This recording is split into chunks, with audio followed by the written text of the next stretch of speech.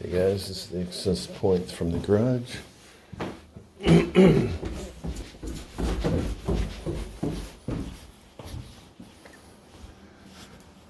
This is our baby. You got access to all three sides and the one against the water heater, fourth side. Pretty simple installation redo. Bottom box, you need a filter that is 20 by 25 with PVC drain line.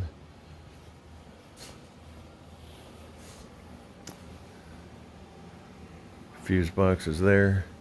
We're going with a 96% efficient furnace, so if we could run it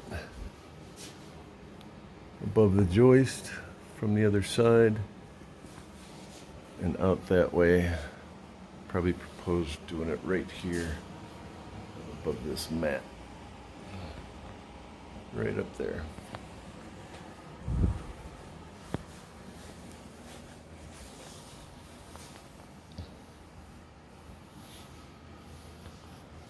So if we can come out the right side here, go up into those two joists that you can see, one of the two, that would put us straight over there where this mat is.